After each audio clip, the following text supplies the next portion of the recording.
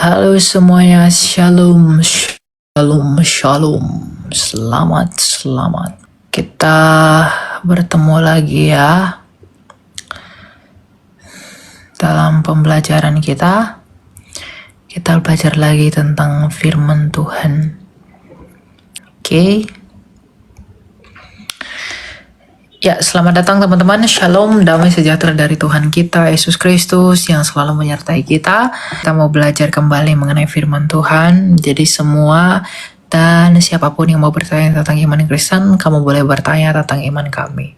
Kamu boleh naik, mau dari Kristen, Muslim, Hindu, Buddha, Konghucu, dan semua aliran kepercayaan. Kalian boleh naik ke atas untuk dapat bertanya mengenai iman kekristenan. Iman kami yang begitu kaya ini. Ya. Jadi enggak susah dipahami kalau kita mau memahami. Guys, Iwan, selamat malam. Iya, salam. Ya, shalom, silakan. Selamat malam, Pastor Elia. Ya, saya bukan pastor ya, saya panggil Elia aja. Iya, panggil bro aja lah, ya. Ya, panggil apa aja, silakan. Mau tanya apa? Oke, bro. Iya, saya tuh mau bertanya, kan ada yang bertanya bahwa bilang gini, Yesus kok berdoa, kan dia kan Tuhan gitu. Nah, kenapa dia berdoa dengan dirinya sendiri gitu? Oke, terima kasih. Itu pertanyaan pertama. Yesus tidak berdoa kepada dirinya sendiri, dia berdoa kepada Bapa. Karena Yesus itu bukan Bapa. Yesus itu adalah firman-Nya Bapa yang menjadi manusia. Ini ya, saya jelaskan ya. Iya.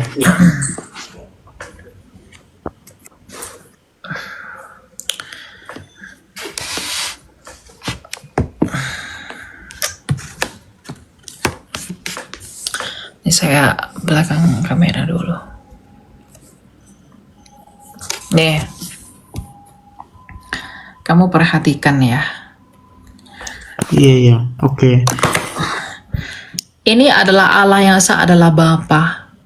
Di dalam Bapa dia memiliki firman atau ilmu atau pikirannya. Di dalam Bapa dia memiliki rohnya, yaitu Roh Kudus. Nah, Yesus itu adalah firman-Nya Bapa yang menjadi manusia. Ketika dia berinkarnasi menjadi manusia, maka disebut namanya Yesus. Karena arti nama Yesus itu adalah Allah keselamatan. Maka ketika dia menjadi manusia, berarti Yesus ini punya dua kodrat. Dia adalah Allah karena dia adalah firman-Nya Bapa yang adalah Allah. Dia adalah manusia karena dia menambahkan kodrat kemanusiaan. Dia berdoa kepada Bapa dalam keadaannya sebagai manusia ini. Dia berdoa kepada Bapa. Jadi dia tidak berdoa kepada dirinya sendiri. Karena dia adalah firman. Dia berdoa kepada Bapa. Begitu. Paham? Jadi, bentar, Pastor. Oke. Oh, jadi Bapak ini, Yesus ini adalah Bapak juga berarti? Atau gimana? Bukan. Yesus adalah firman-Nya Bapa. Apakah firman ini adalah Bapa? Enggak. Firman ini adalah pikirannya Bapa. Bapa ini realita ya. Iya. Kamu harus tahu, Bapa ini realita, bukan nama. Jadi kalau firman-Nya Bapa adalah Bapa, rohnya Bapa adalah Bapa, bukan. Bapa ini adalah Allah, maka firman-Nya Bapa pastilah Allah, rohnya Bapa pastilah Allah. Oke. Nah, Yesus itu adalah firman-Nya Bapa yang jadi manusia. Dan dalam keadaannya sebagai manusia ini dia berdoa kepada Bapa. Jadi Tuhan Yesus tidak berdoa kepada dirinya sendiri. Dia berdoa kepada sumbernya, yaitu Sang Bapa. Oke, jadi yang menurut Pastor ini berarti berbeda dong antara Yesus dan Bapa gitu atau Emang gimana? berbeda, betul. Berbeda. Tapi ada yang mengatakan bahwa ya Bapa itu ya Yesus, Itu salah. Firman itu ya Bapa gitu. Itu salah. Jadi Itu pengajaran yang salah itu. Tidak ada Yesus itu adalah Allah Bapa, bukan, itu salah. Itu pengajaran yang udah dikutuk oleh gereja, itu ajaran sesat. Yesus adalah anak, bukan sang Bapa itu. oke. Kan ada yang bilang bahwa Firman itu di dalam Bapa gitu. Bapa Ya, itu firman dan di itu dalam sama Firman seperti itu firmanmu di dalam tubuhmu. Nah, Firmanmu di dalam tubuhmu, apakah firmanmu adalah tubuhmu? Iya, Firmanmu adalah tubuhmu. iya. Kan maksudnya kan satu kesatuan gitu ya kan? Iya, sekarang saya tanya, rohmu apakah tubuhmu? Eh, tentu roh itu ada di dalam tubuh gitu. Iya, tapi apakah rohmu adalah tubuhmu? Eh, termasuk sih atau gimana? Itu salah, itu ajaran yang salah. Itu ajaran yang sesat. Itu sudah dikutuk oleh gereja. Bukan saya yang mengatakan itu sesat, gereja lah yang mengatakan itu sesat. Jadi masa kamu tidak bisa mengerti rohmu itu tubuhmu? Iya, saya mengerti pastor bahwa konsepnya kan begini bahwa kan dibilang tubuh, kalau di dalam kita ini kan ada 3 kan, tubuh, jiwa dan roh begitu kan. Berbeda Betul. nggak itu semua? Berbeda nggak itu semua?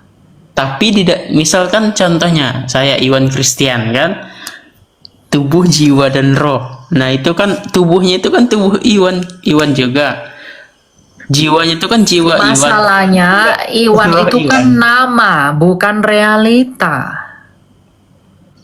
Saya tadi bilang Bapa itu adalah realita, bukan nama. Nah, oke. Berarti kalau Bapa itu realita, Yesus realita, Roh Kudus realita, itu realita yang berbeda tapi satu hakikatnya sebagai Allah. Sama seperti tubuh saya itu bukan pikiran saya. Tubuh ya tubuh.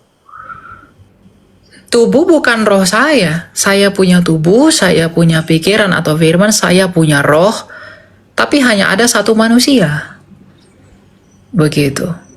Jadi Bapa itu adalah Allah, firmannya Bapa dan rohnya Bapa pasti Allah. Itu nggak cocok kalau tubuhmu Iwan, rohmu juga Iwan, jiwamu juga Iwan. Wong Iwan itu nama, Bapa itu bukan nama.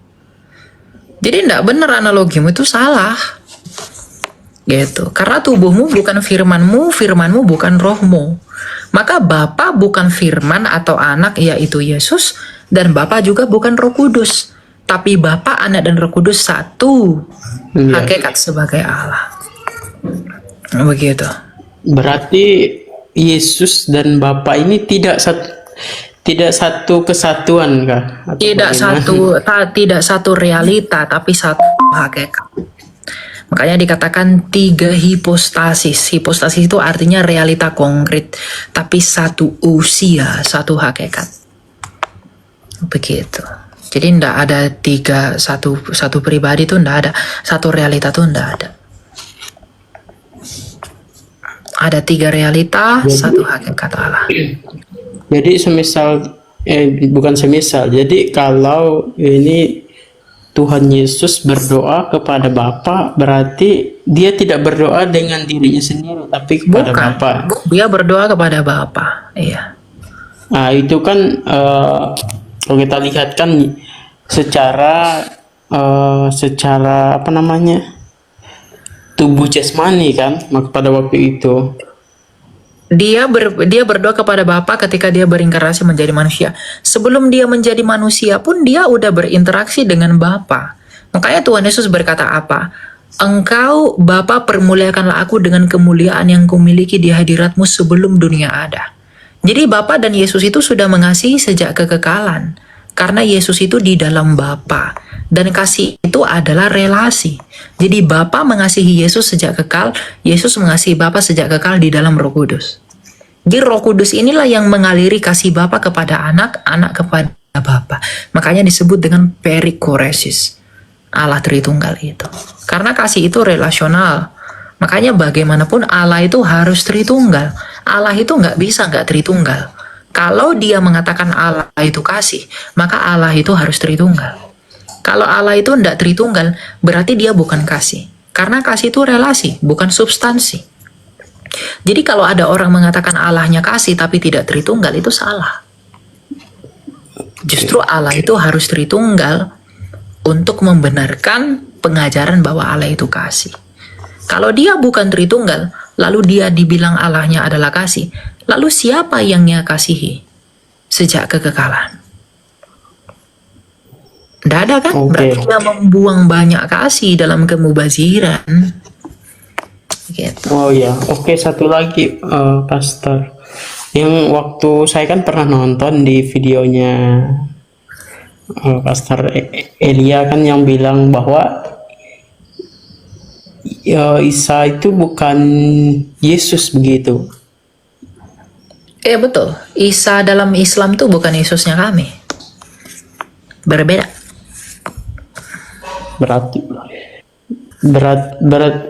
Bagaimana dengan orang yang biasa bilang Isa itu ya Yesus gitu?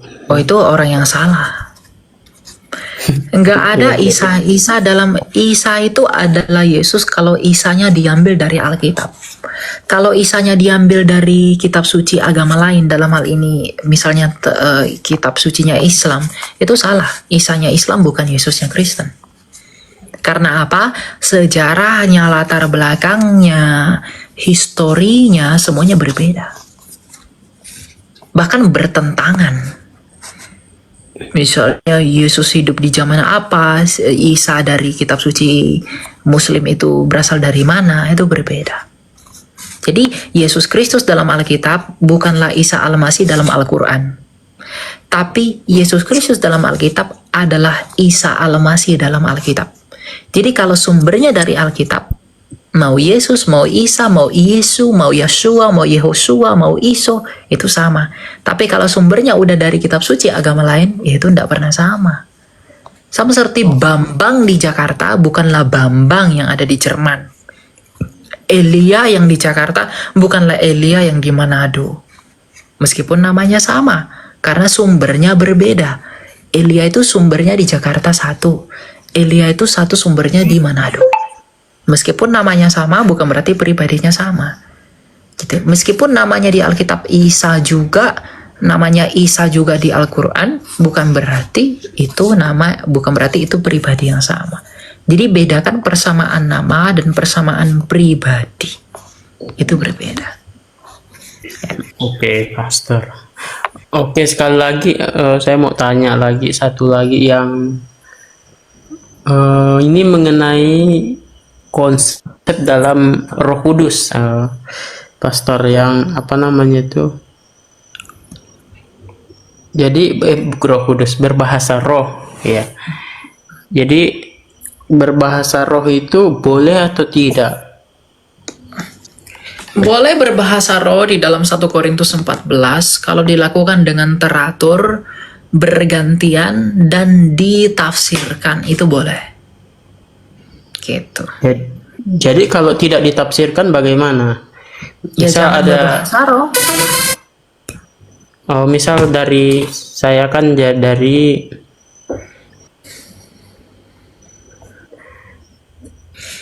misal saya kan dari apa namanya, Kristen karismatik kan, itu kan percaya bahwa adanya berbahasa roh begitu. Nah, jadi kalau orang yang berbahasa roh langsung gitu kan, dia tidak diterjemahkan, bagaimana itu? Itu tidak bisa diterjemahkan, bisanya ditafsirkan. Jadi kalau nggak ditafsirkan, ya jangan digunakan di pertemuan jemaat. Harus ditafsirkan. Kan itu anjuran Rasul Paulus.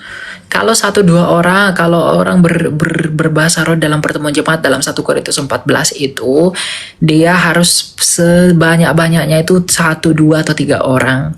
Dan biarlah ditafsirkan dan bergantian. Tidak boleh bareng-barengan. agar tertib dan teratur. Iya, poin. itu kan di dalam Korintus kan, Pastor. Nah, itu kan tapi kan di dalam mana kan itu kan konsepnya pada zaman jemaat di Korintus pada saat itu yang dipimpin oleh Rasul Paulus begitu kan. Nah, itu kan kenapa dibilang apa Kak?